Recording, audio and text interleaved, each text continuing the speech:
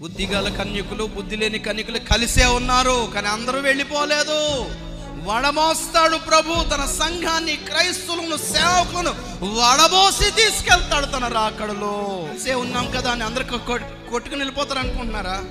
సగం మందే. ఎందుకు? బుద్ధిగల కన్యకులు మేలుకొని తమ దివిటీలను చక్కబరుచుకున్నారు, సరి చేసుకున్నారు, సరిదిద్దుకున్నారు, వెలిగించుకున్నారు, నూనె పోసుకున్నారు, ప్రకాశించడానికి ప్రయత్నం చేశారు.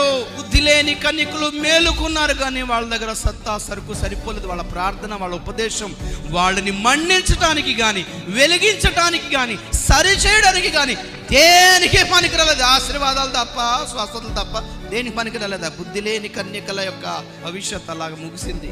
ఇంత చేసి రాకడ కొరకు వెళ్ళలేని ఆత్మీయత ఎందుకండి? రాకడలో వెళ్ళగలిగే ఆత్మీయత సంపాదింతుముగాక.